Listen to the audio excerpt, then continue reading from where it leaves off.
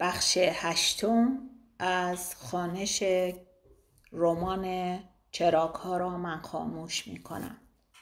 آلیس قهوه را چشید و صورتش رفت توی هم. یقک عین زهر مار. جاشکری را سراندم جلو با این فکر که انگار ماجرای عروسی دکتر فراموش شده. مادر براق شد. آچو! هر بار مادر آلیس را با اسمی که از بچگی رویش مانده بود صدا می کرد، خواهرم از اینکه آچو صدایش کنند متنفر بود. یعنی از دست آلیس عصبانی است. باز نشستی سر دبه شکر؟ حتما ماجرا به خیر گذشته بود که مادر جرأت می کرد سر خوردن به آلیس گر بزند. آلیس 2 قاشق سرپر شکر ریخت توی فنجان قهوه و هم زد. نانخامه‌ای دیگری برداشت و بی توجه به مادر رو کرد به من. تعریف کن، پسر چه ریختی بود؟ مادرش جواهر تازه داشت؟ مادر لب به هم فشرد و رو کرد به سقف. یا مریم مقدس، باز شروع شد. فکر کردم امیل سیمونیان را چطور توصیف کنم. چیزی که یادم مانده بود چشمهایش بود که انگار از خیلی دور به آدم نگاه می کرد و نشستن، راه رفتن، غذا خوردن و همه حرکاتش که نرم و بی عجله بود. اما این چیزها به درد خواهرم نمی خورد. گفتم قد بلند و خوشپوش و خوشقیافه. گفتم و در جا پشیمان شدم. ناخامه‌ای 3 بین جعبه مقوایی و دهان آلیس بی حرکت ماند. چند ساله؟ فنجان قهوه را برگرداندم توی نلبکی و شانه بالا دادم. نمیدانم، گمانم حدود 40. مادر در جعبه نانخامه‌ای را گذاشت، سران طرف منو به یخچال اشاره کرد. آلیس چشم به پنجره، حواسش به ما نبود. مادر گفت یقین همین حدوداست. بعد زل زد به آلیس. فکرش رو نکن. آلیس رو به پنجره دست کرد توی موها. فردا قرار سلمانی دارم. بعد به من نگاه کرد. به نظر تو مو کوتاه بکنم؟ مادر به من نگاه کرد و سر تکان داد. هر دو اتفاقهای بعدی را از حفظ بودیم. هر وقت سر و کله مرد بیزنی پیدا می شد، آلیس اول آرایش مو عوض می کرد. بعد چند روز یا چند هفته بستگی به تداوم ماجرا داشت. رژیم می گرفت و به گفته خودش و نه به دید ما وزن کم می کرد. پا شدم سبد میوه را از یخچال بیرون آوردم. یاد قولی افتادم که به پدر داده بودم و با خود تکرار کردم بحث نکن. آلیس گفت حواست کجاست؟ پرسیدم موی کوتاه به من. شروع کردم به جمع کردن فنجان‌ها و با عجله گفتم حتما، چرا که نه. ناله ترمز شورلت آرتوش آمد و چند لحظه بعد 2 گلوها دویدند تو. هلو نانی، هلو خاله. مادر آرمینه را بغل کرد. باز گفتید هلو؟ ما که انگلیسی نیستیم، هستیم؟ بگو بارو. آلیس آرسینه را بغل کرد. باز گیر دادی به بچه ها. توی آبادان کسی رو پیدا میکنی که نگه هلو؟ خودت هم مدام انگلیسی میپرونی. مادر چشم دراند. من؟ هیچ وقت. آلیس هم چشم دراند. تو همه وقت. سر کش کرد به راست و ادای مادر را درآورد. فن آشپزخانه خراب شده. سرکش کرد به چپ. آلیس رفته هاسپیتال. باز به راست. استور نان توست نداشت، رول خریدم. باز به چپ. بچه ها مواظب باشید از بایسیکل نیفتید. زل زد به مادر. تنیشوزهای آرمن کهنه شده، که در ضمن تنیشوز نه، تنیس شوز. بچه ها خندیدند. مادر چپ چپ به آلیس نگاه کرد و آلیس گفت دیروز یکی از دکترها چیز بامزه‌ای تعریف کرد. آرمینه نشست روبروی آلیس. خاله تو تعریف کن تا بعد ما. آرسینه نشست بغل دست آرمینه. تا بعد ما فیلم رو تعریف کنیم. آلیس به مادر گفت نانخامه‌ای یا چی شد؟ باز چپوندی توی یخچال؟ آرمینه گفت خاله بگو. آرسینه گفت بگو خاله. دست آرمن را گرفتم که داشت میرفت طرف یخچال و انگشت تکان دادم که نانخامه‌ای بی نانخامه‌ای. آلیس گفت یکی از مهندسای انگلیسی رفته سرکشی تأسیسات یادم نیست کجا. سرکارگر مثلا مترجم حرفای مهندس بوده برای کارگرا. مهندس انگلیسی گفته tell them to bend the pipes. سرکارگر برگشته سر کارگرها داد زده آهای ولک، گفت پایپا رو بندش کن. همه خندیدیم جز مادر که پشت چشم نازک کرد و گفت خیلیم بیمزه بود. آرمینه گفت ولی فیلمش خیلی بامزه بود. آرسینه گفت ولی سینما تاج عین یخچال بود. بس که سرد بود. ماما اجازه امیلی چی شد؟ گرفتی؟ تلفن کن. نه برو منزلشون. نه خاله شکلات نمیخوری. باید ناهار بخوریم. ماما خواهش برو اجازه بگیر. خواهش. دست گذاشتم روی سرم. امان بدهید. رفتم و پا شدم. از آشپزخانه که رفتم بیرون آرمینه و آرسینه نشسته بودند روی زانوهای خاله و مادر بزرگ و یکی در میان ماجرای فیلم را تعریف می کردند. در فاصله خانه خودمان و آن طرف خیابان با خودم گفتم امیدوارم خواهرم نخواهد برنامه همیشگی را روی امیل سیمونیان پیاده کند. برخلاف هر بار که با خودم می گفتم شاید این بار کوچکترین تردیدی نداشتم که این یکی اصلاً و ابداً به درد آلیس نمیخورد. از جوی خیابان بوی لجن به دماغم خورد. انگار کسی منتظرم باشد انگشت از روی زنگ بر نداشته در باز شد و خانم سیمونیان جواب سلامم را نداده گفت نه اصلاً امکان ندارد. غذای بیرون به امیلی سازگار نیست. الان هم باید استراحت کند. از لای در صورت گریان امیلی را دیدم. وقت برگشتن ور ایرادگیرم تشر زد ناراحت شدی؟ تا تو باشی به هر سازی که بچه ها میزنن نرقصی. جواب دادم پشت دستم داغ. آرمن گفت حوصله باشگاه ندارم. و تا گفتم چه خوب بمون خونه درس بخون. زودتر از همه رفت سوار ماشین شد. با مادر و آلیس نشستیم صندلی عقب شورلت.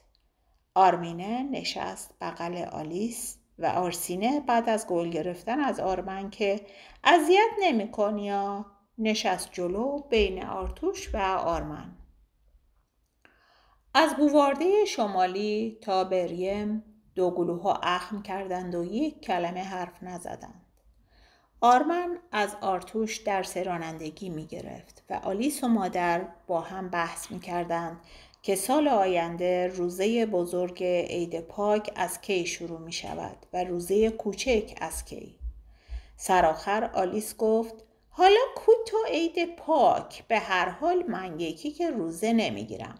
امسال گرفتم برای 7 جدم بس بود. مادر گفت باید بگیری. آلیس گفت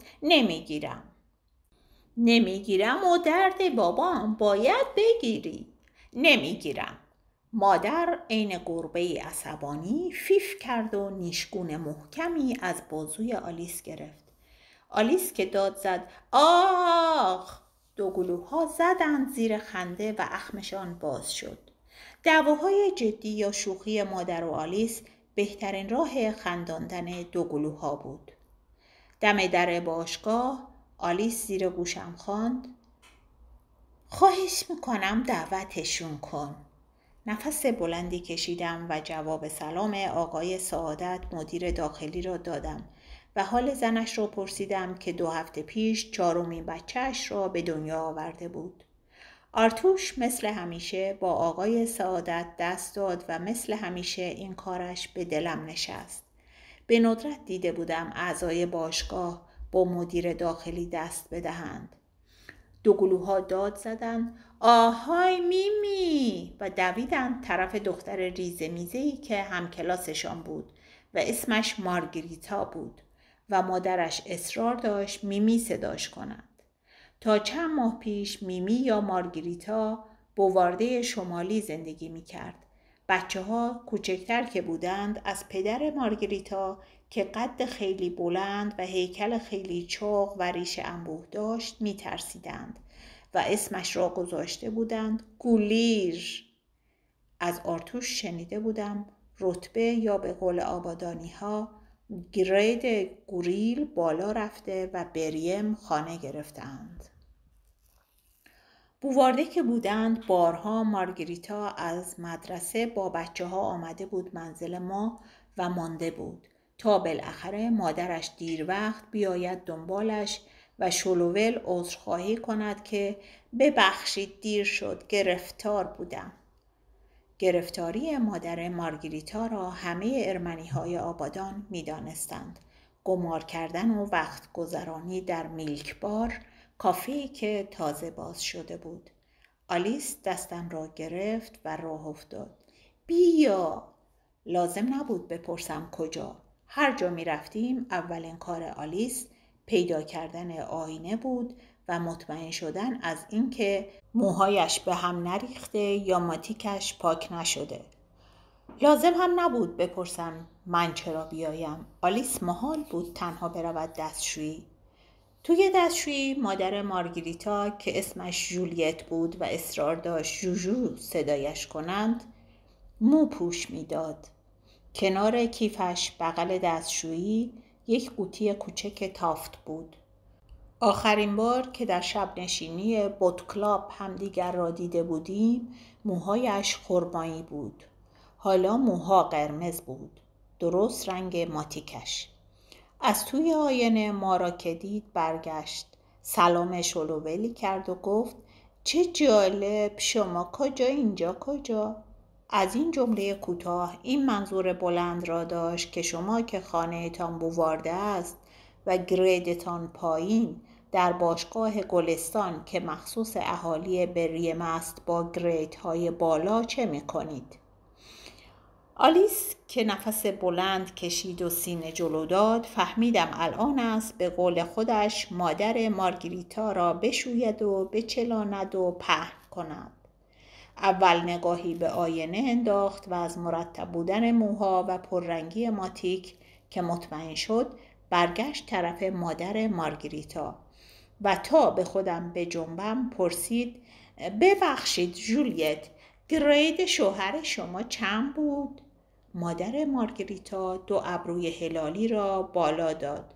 جوجو 15. چطور؟ آلیس لبخند زد. چه جالب، پس هنوز 3 گرید داره برسه به شوهر خواهرم. بعد دست انداخت زیر بازوی من و گفت واه واه، خفه شدم از بوی تافت. بیا کلاریس. از دستشویی که بیرون آمدیم گفتم چرا حرف بیخود میزنی؟ شوهرش و آرتوش هم گریدند. آلیس دستش را از زیر بغلم در آورد و برای کسی تکان داد. خوب کردم تا انتر خانم هی گرید کوفتی شوهر گوریلش رو به رخ ما نکشه. اگه پروفسور دست از تاواریش بازی برمی داشت و مثل آدم خونه تو بریم می گرفت مجبور نبودیم زرزرای هر تازه به دوران رسیده ای رو تحمل کنیم. در ضمن شنیدی دم در چه گفتم؟ دعوتشون میکنی؟ ناگهان لبخند پهنی زد و بلند گفت سلام و رفت طرف زن و مردی که یادم نیامد کی هستند. شنیده بودم دم در چی گفته بود و لازم نبود بپرسم کیها را دعوت کنم. آرتوش دم در تالار غذاخوری با سرپیش خدمت حرف میزد. رفتم طرفش و سر راه سرک کشیدم توی تالار اجتماعات که در دولنگش 4 تاق باز بود. روی 7-8 ردیف صندلی 30-40 زن پشت به در نشسته بودند. روبرو پشت میزی با رومیزی ماهوت سبز و گلدانی پر از گل مینا زنی سخنرانی میکرد. از شینیون بلند موها و پاپیون روی سر فوری شناختمش. خانم نوراللهی بود. هر بار تعجب میکردم چطور شینیون به این بلندی درست میکند. آرمن به روبانهای پاپیون شکلی که خانم نوراللهی وسط شینیون موها میزد و همیشه از پارچه لباسش بود میگفت علامت تجارتی منشی پدر. تشر که میزدم مؤدب باش. آرتوش میخندید. زن لایقی است. گیرم یک کم زیادی حرف میزند و بعضی وقتها بی خودی هیجان زده میشود. به آرمن که داشت موی آرسینه را میکشید گفتم نکن و دست آرمینه را گرفتم که داشت خیز برمیداشت طرف آرمن از خواهرش دفاع کند. آرتوش گفت میز خالی نیست. نیم ساعتی باید صبر کنیم. بعد رو کرد به آرمن. شنیدم خیال داری چند از پینگ پونگ به من ببازی. آرمن خندید. نه خیر، خیال دارم ببرم. دو گلوها بالا پایین پریدند. هر کی برد بعد نهار برای همه بستنی بخره. آرتوش دست دو گلوها را گرفت و با آرمن رفتن طرف میزهای پینگ پونگ. پشت سرشان گفتم پس من اینجا منتظرم، که نشنیدند.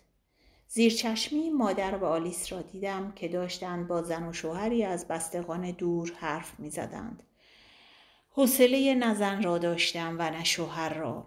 عضو گروه مذهبی پیروان مریم بودند و مدام در حال تبلیغ و اصرار که در جلسه های گروه شرکت کنیم. برای اینکه چشمم به چشمشان نیفتد به تابلوی اعلانات تالار اجتماعات نگاه کردم. زن و آزادی. سخنرانی خانم پروین نوراللهی. ساعت شروع 11:30. به ساعتم نگاه کردم. نزدیک 12:30 بود و حتما آخرهای سخنرانی.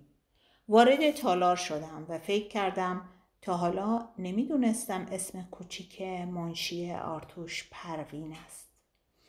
روی اولین صندلی خالی نشستم. 2 زن، یکی مسن و یکی جوان، از صندلی‌های کناری نگاهم کردند. سر تکان دادند و لبخند زدند.